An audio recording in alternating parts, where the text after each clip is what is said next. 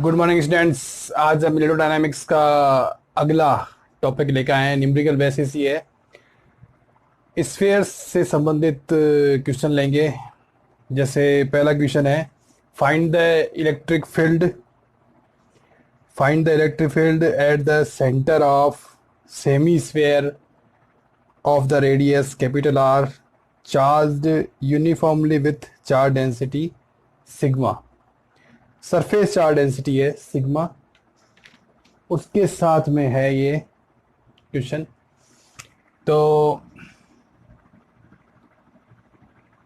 इस तरह से कोई सेमी स्फेयर है।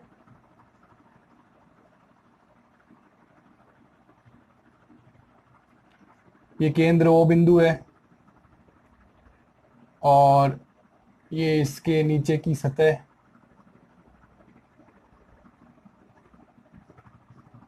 यहाँ से ये पॉइंट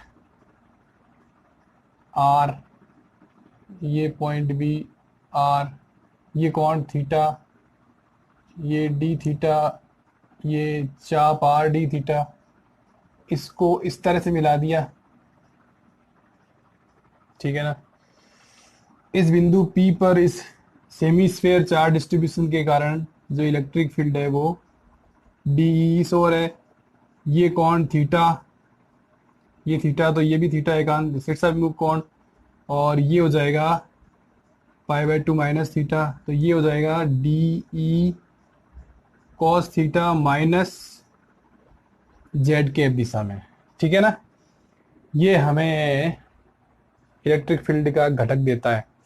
ठीक है ना। सेमी स्फेयर है, त्रिज्या है आर, और थीटा कोण जेड अक्ष से थीटा कोण पर आर हमने आर डी थीटा चाप लिया। डी थीटा एंगल जो केंद्र पे बना रहा है। ठीक है ना। तो सबसे पहले इस आर डी थीटा और ये जो डी थीटा कोण का जो एक एरिया है, इसके कारण सेंटर के बिंदु ओ पर इलेक्ट्रिक फील्ड देखते हैं। जैसे डी ई बराबर K D Q upon R square, क्योंकि इलेक्ट्रिक फील्ड क्या होता है, पॉइंट चार्ज के कारण आर दूरी पर के क्यू अपॉन आर स्क्वायर। तो जो हमारे पास में जो चाप है आर डी थीटा, उस पे ये जो अल्पांश है, ये जो पूरा अल्पांश लिया है, इसके कारण इस पर जो आवेश है वो डी क्यू है।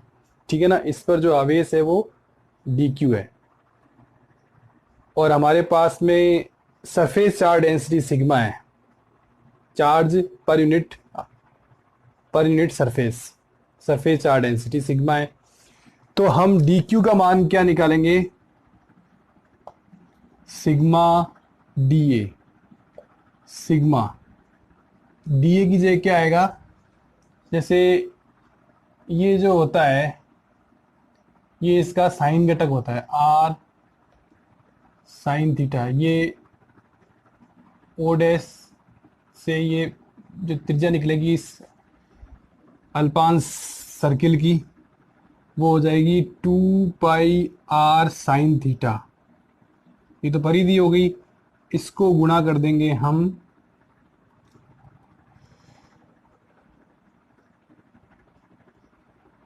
आर डी थीटा से, चौड़ाई से। तो ये पूरी रिंग का एरिया आ जाएगा, और इसको गुणा कर देंगे सरफेस चार्ज डेंसिटी से, जो इकाई यूनिट सरफेस पर जो चार्ज दे रहा है उससे गुणा कर देंगे। तो इस पूरी सरफेस पे ये जो लेयर बन रही है, इस पे पूरा चार्ज आ जाएगा डी क्यू। ठीक है। और इस पूरे सेमी स्फेयर के कारण बिंदु ओ पर जो इलेक्ट्रिक फील्ड होगा ई, वो हो जाएगा 0 से, अब ये लिमिट लगाएंगे, यहाँ से थीटा चालू हो रहा है, इस जगह से थीटा चालू हो रहा है, यहाँ तक जा रहा है, तो 0 से π/2 डी ई कॉस थीटा, ये इसका। अब अगर हम वेक्टर रूप में लिखें तो ये हो जाएगा माइनस जेड कैप। ठीक है ना।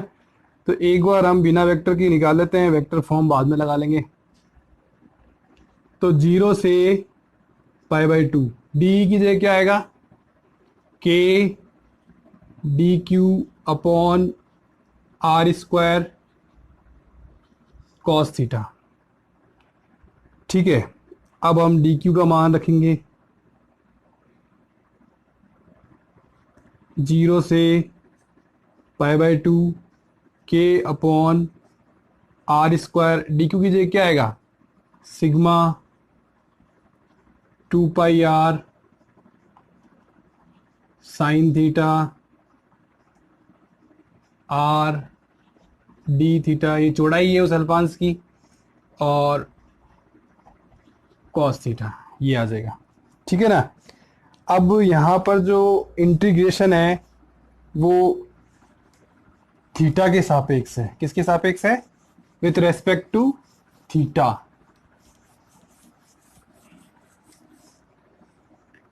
तो हम क्या करेंगे, बाकी राशियों को बाहर ले आएंगे।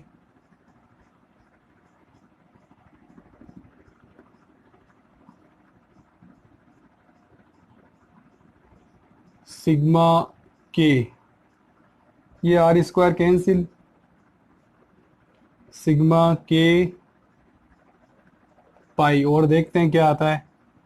0 से पाई बाई टू, टू अंदर रहने देंगे क्योंकि साइन 2 थीटा बनाएंगे अपने, sign theta cos theta D theta. तो हमारे पास के सिग्मा आ गया, 2 आ गया, पाई आ गया, sine theta cos theta D theta आ गया, सब आ गए।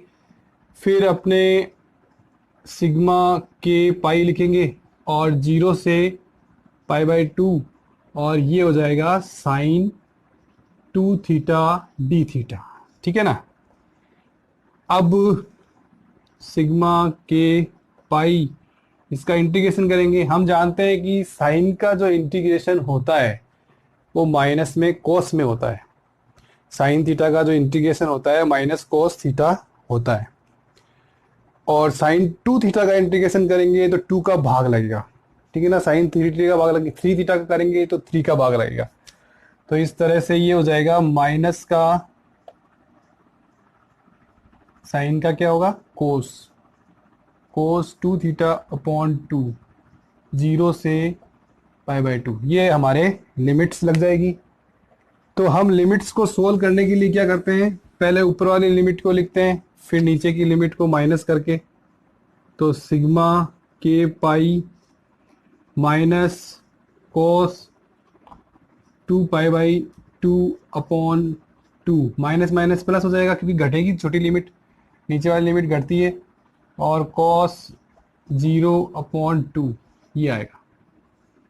ठीक है ना, ये 2 से 2 कट जाएगा तो कॉस पाई बचेगा, और कॉस पाई कितना होता है, -1, माइनस माइनस प्लस सिग्मा के, ये कॉस पाई -1 बनेगा, माइनस माइनस प्लस, तो 1/2 प्लस कॉस 0 1, 1/2, 1/2 1/2 1 हो जाएगा, तो सिग्मा के पाई आएगा।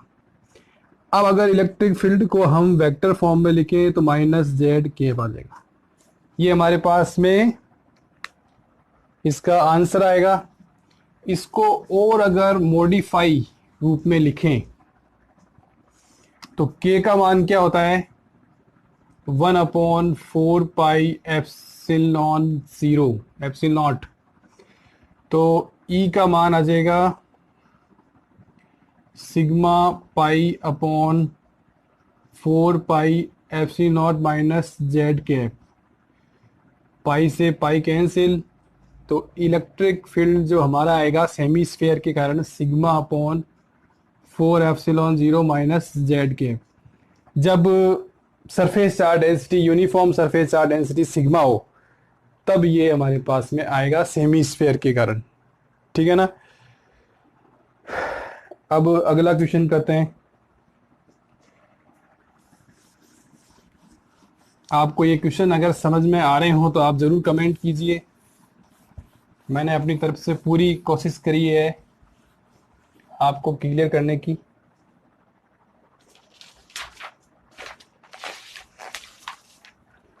अगला question, find the electric field strength vector at the centre of ball of radius R with volume charge density rho. Volume charge density rho का मान दिया हुआ है हमारे पास में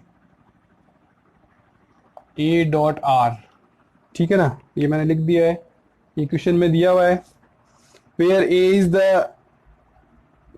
is a constant vector and R is the radius vector draw from the ball centre. ठीक है, तो क्वेश्चन वही है, केवल पूरे स्फेयर के लिए करना है और रो का मान दिया हुआ है ए डॉट आर, उसको यूज लेते हुए हमें पूरा सॉल्यूशन करना है। सबसे पहले हम डायग्राम बनाएंगे। तो स्फेयर है तो इस तरह से बनेगा डायग्राम, स्फेयर बनाना होगा हमें, ठीक है ना, इस तरह से। ये बिंदु ए और ये वही, ये डी थीटा, ये थीटा, ये आर डी थीटा, और ये हमारे पास में अल्पांश बन गया, अल्पांश रिंग बन गई। इसके कारण इलेक्ट्रिक फील्ड इधर डीई, ये थीटा, ये कोण कितना होगा π/2 माइनस थीटा, इधर आ जाएगा डी कॉस थीटा, जो कि माइनस जेड के दिशा में होगा, ठीक है ना। अब ये पूरा स्फेयर है तो थीटा की लिमिट कहाँ से आएगी, यहाँ से लेके यहाँ तक, ठीक है ना, तो 0 से पाई आएगी। और अगर हम रो ले रहे हैं तो उसमें डी आर भी आएगा, आर के सापेक्ष इंटीग्रेशन भी होगा। तो आर के सापेक्ष इंटीग्रेशन होगा तो आर की लिमिट क्या आएगी, 0 से आर तक, आर त्रिज्या है ना, 0 से आर तक। आर की लिमिट कितनी है इसमें, 0 से कैपिटल आर, और थीटा की 0 से पाई।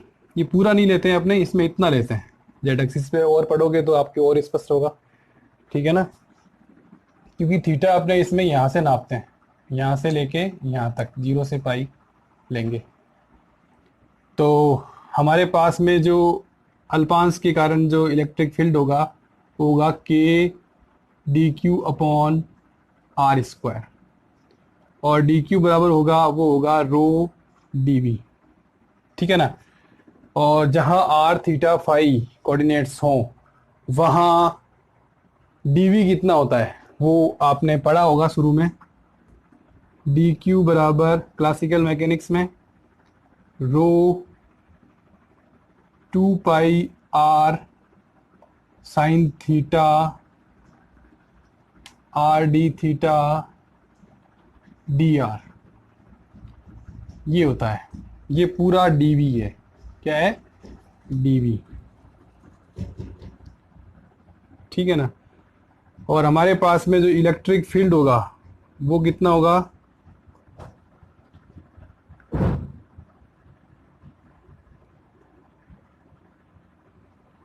DE cos theta.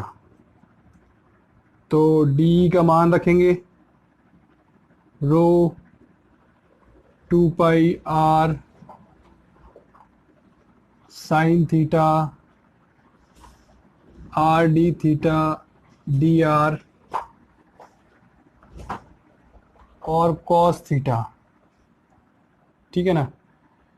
अब हमारे पास में मैंने बताया था थीटा और डी, थीटा और आर के सापेक्ष इंटीग्रेशन हो रहे हैं, थीटा और आर के सापेक्ष। तो थीटा की लिमिट मैंने क्या बताई थी, 0 से पाई, 0 से पाई, और आर की 0 से आर, क्योंकि आर का विस्तार 0 से आर तक है और थीटा का विस्तार 0 से पाई तक है, प्लस जेड एक्सिस से माइनस जेड एक्सिस तक। तो थीटा, ठीक है ना। अब अपने इसमें रो का मान रखेंगे, रो है ए डॉट आर, तो इसको लिख सकते हैं अपने ए आर कॉस थीटा, ठीक है। तो ये सब रखेंगे, 0 आर 0 पाई, रो की जगह रख देंगे A R cos theta 2 pi R square.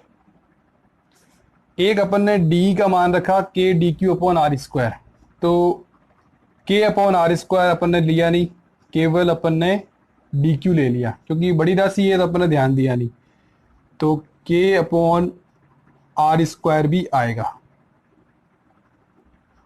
के अपॉन आर स्क्वायर भी आएगा। आर को एक साथ ले लिया,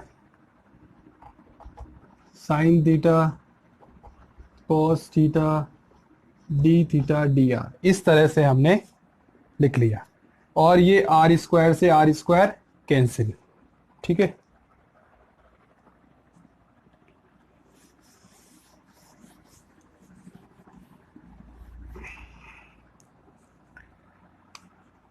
इलेक्ट्रिक फील्ड ई जो कांस्टेंट है वो देखते हैं क्या क्या है। के ए आर का तो आर आर के सापेक्ष इंटीग्रेशन होगा, टू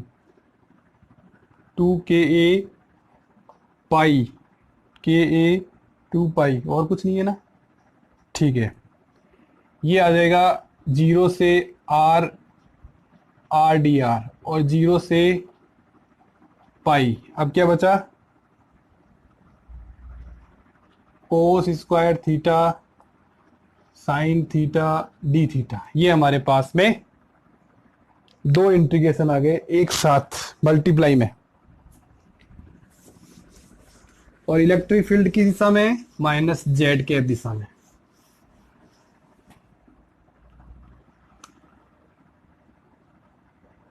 टू पाई के ए, इसको लिख सकते हैं अपने आर स्क्वायर अपॉन 2, 0 से आर, ठीक है ना। और कोस स्क्वायर थीटा को लिख सकते हैं 1 minus sine square theta sine theta D theta, 0 से पाई, ठीक है। और सॉल्व करते हैं, 2 पाई के ए, ये हो जाएगा आर स्क्वायर अपॉन 2, 0 लगाएंगे तो 0 हो जाएगा, इसलिए 0 वाला नहीं लिखेंगे। ये हो जाएगा 0 से pi sine theta minus sign cube theta D theta, 2 से 2 कैंसिल, तो ये आ जाएगा पाई आर स्क्वायर के ए, ठीक है। 0 से pi sine theta minus sign cube theta D theta. अब हमारे पास में साइन थीटा का तो इंटीग्रेशन हम डायरेक्ट कर सकते हैं, साइन थीटा का तो इंटीग्रेशन माइनस कोस थीटा हो जाएगा, पर साइन क्यूब थीटा का हम इंटीग्रेशन नहीं कर सकते, तो इसको साइन थीटा 3 थीटा में बदलना पड़ेगा, घात वाले को बिना घात का करना पड़ेगा। तो हम जानते हैं कि हमारे पास में एक फार्मूला होता है साइन 3 थीटा, ये होता है 3 sine theta minus 4 sine cube theta. तो हम लिख सकते हैं 4 साइन क्यूब थीटा बराबर 3 sine theta minus sine 3 theta. तो ये 4 यहाँ से हटा देंगे तो ये 1/4 यहाँ मल्टीप्लाई में आ जाएगा। तो ये हमारे पास में साइन क्यूब थीटा का मान आ गया, ये मान हम इस जगह रख देंगे, ठीक है ना।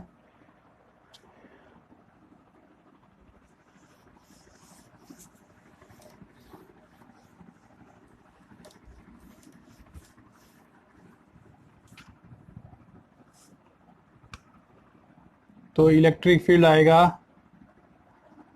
पाई आर स्क्वायर के ए, 0 से pi sine theta D theta minus 1/4 0 से पाई, क्या मान आएगा 3 sine theta, 3 sine theta minus sine 3 theta D theta, ठीक है। ये हमने मान रख दिए।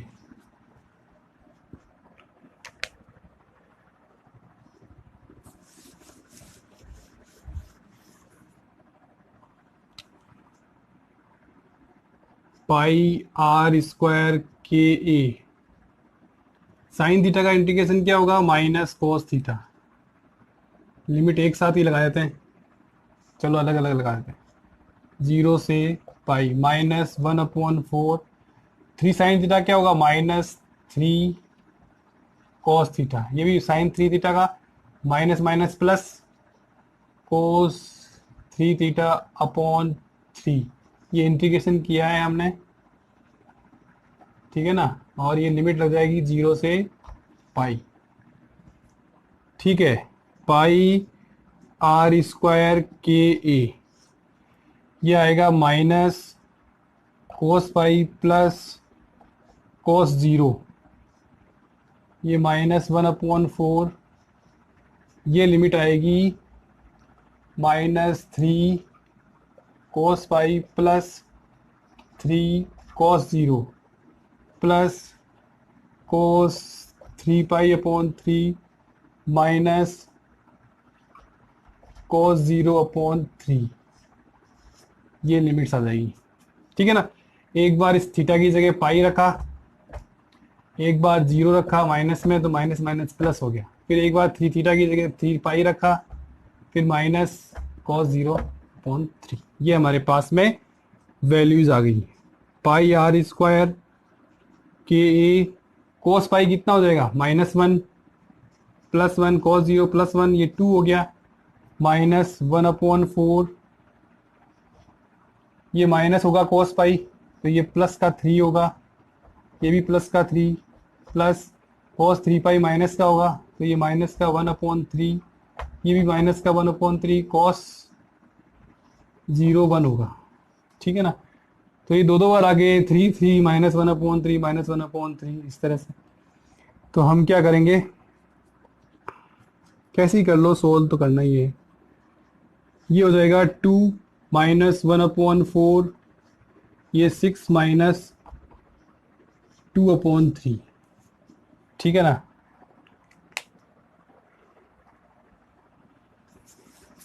इस तरह से सोल्व करते हैं। अब ये जो है 6 -2/3, ये हो जाएगा 18 -2/3, 16/3। अब ये -4 16/3, तो ये हो जाएगा -4/3। तो इस पूरे का मान अपॉन -4/3 आएगा, ठीक है ना। तो हम लिखेंगे electric field pi R square K A 2 minus minus क्या आएगा, ये गुणा किया ना, इसको माइनस बाहर का ही लिया, तो -4/3 ये आएगा। इसको और सोल्व करेंगे, पाई आर स्क्वायर के ए 6 -4 2/3, हमारे पास में आंसर आएगा 2/3 पाई आर स्क्वायर, और के का मान रख देंगे 4 पाई एप्सिलॉन 0 ए माइनस जेड कैप। ये इलेक्ट्रिक फील्ड वेक्टर में आएगा,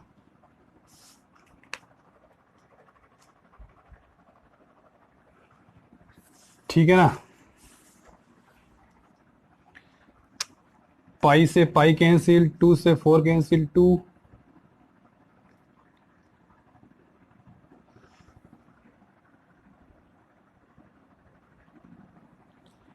तो हमारे पास में आएगा A R square upon 6 epsilon 0 minus Z के। ये फुल स्फीयर के कारण जो चार्ज डिस्ट्रीब्यूशन है फुल स्फीयर पे, volume charge, uniform volume charge density जो उस पर डिस्ट्रीब्यूटेड है चार्ज, उसके कारण केंद्र बिंदु ओ पर इलेक्ट्रिक फील्ड निकाला है हमने, और ये इस तरह से माइनस जेड के दिशा में आएगा, ठीक है ना, फुल स्फीयर के कारण।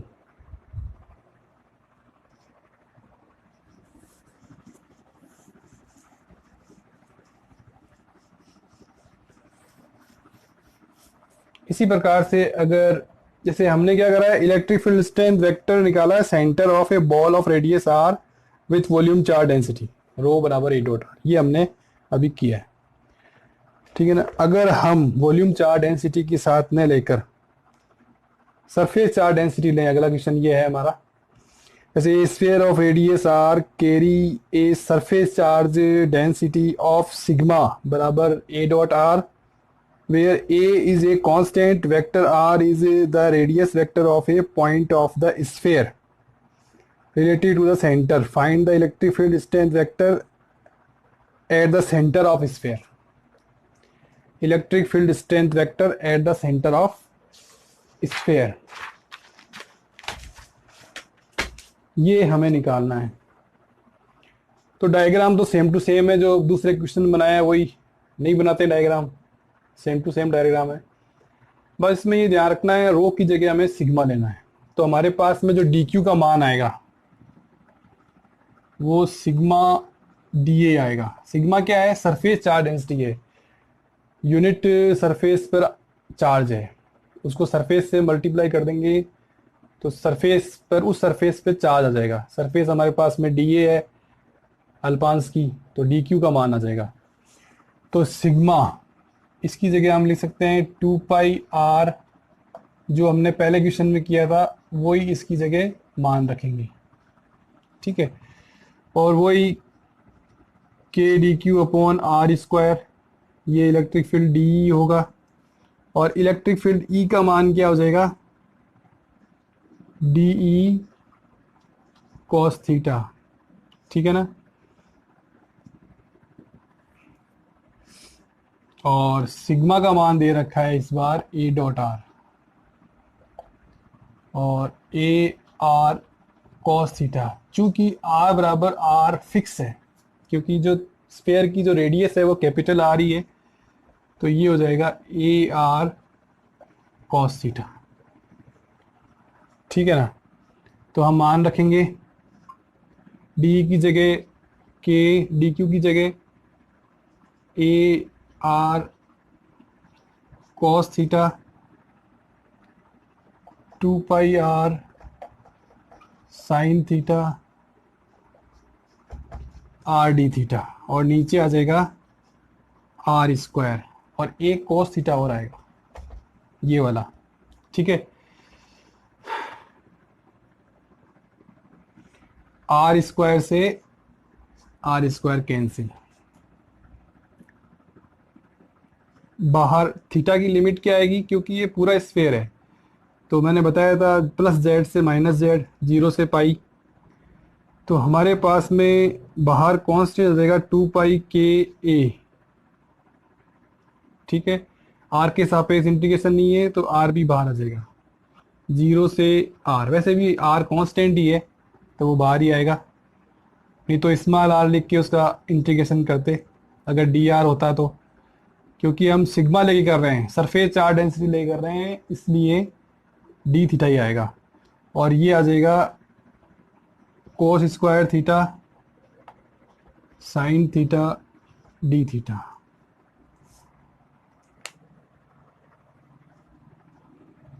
ठीक है ना।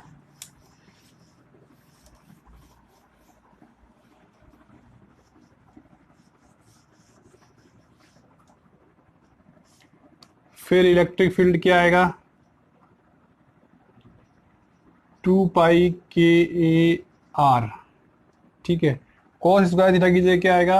1 माइनस साइन स्क्वायर थीटा, और ये आएगा sine theta D theta. Limit आ जाएगी जीरो से, आर कैसे आ गई? थीटा की लिमिट है जीरो से पाई। ठीक है।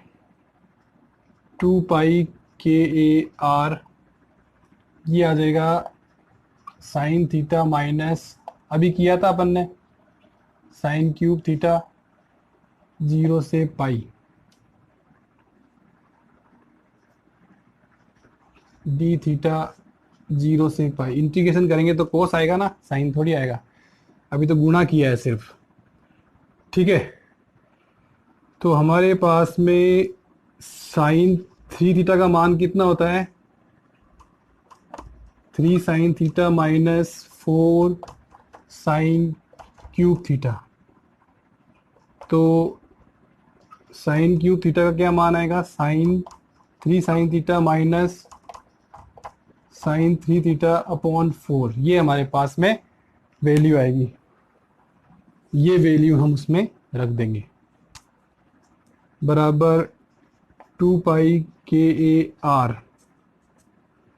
ठीक है, 0 से पाई, साइन थीटा का तो साइन थीटा ही रहेगा, minus 1/4 3 sine theta minus sine 3 theta, और ये आ जाएगा हमारे पास में डी थीटा। ठीक है, अब केवल इंटीग्रेशन करना बाकी रहा है। 2 पाई के ए आर, इंटीग्रेशन करेंगे माइनस का कॉस थीटा माइनस 1/4 माइनस का 3 कॉस थीटा अपॉन कुछ नहीं आएगा, थीटा ही है इसलिए, minus minus plus cos 3 theta upon 3, और ये लिमिट आ जाएगी 0 से पाई। वैसे ये हमने सॉल्व किया था तो 2/3 आया था।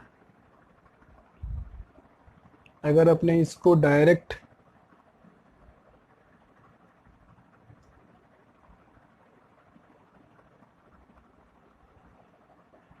करते हैं, चलो, वो क्या सवालों में अंतर है ना, तो मान में भी अंतर आ जाता है, थोड़ा सा ही अंतर है, केवल आर डी आर का ही फर्क है। तो ई का मान है 2 पाई के ए आर, ठीक है, minus cos pi plus cos 0 minus 1/4 minus 3 कोस पाई प्लस 3 कोस 0 plus cos 3 pi upon 3 minus cos 0/3। ठीक है ना, 2 पाई के ए आर, ये हो जाएगा प्लस का 1 माइनस 1/4, ये कोस पाई -1 तो ये प्लस का 3, ये भी प्लस का 3, ये -1/3, ये भी -1/3, इस तरह से आएगा। 2 पाई के ए आर, ये 2 माइनस 1/4, ये हो जाएगा 6, ये हो जाएगा -2/3। इसको सोल्व करेंगे तो ये आएगा 16/3, ये ब्रैकेट 16/3, तो फिर 4 से डिवाइड करेंगे तो 4/3, तो 2 pi K R minus 2 minus 4/3, 3 into 2 6 minus 4 2/3, तो ये आ जाएगा 4/3 पाई के ए आर। ठीक है ना, के की जगह मान रख देंगे अपने 4 pi A R upon 3 4 pi epsilon 0, 4 से 4 कैंसिल, पाई से पाई कैंसिल, तो हमारे पास में आएगा ए आर अपॉन 3 एप्सिलॉन 0। तो इलेक्ट्रिक फील्ड जो कि हमारा किस डायरेक्शन में आता है, मैंने बताया था -z के डायरेक्शन, ए आर अपॉन 3 एप्सिलॉन 0। ठीक है, ये क्वेश्चन आपको कैसे लगे आप कमेंट करिए, इस तरह के क्वेश्चन आते हैं आगे नेट में। ठीक है ना, कमेंट जरूर करिए और लाइक और सब्सक्राइब भी करिए। Thank you.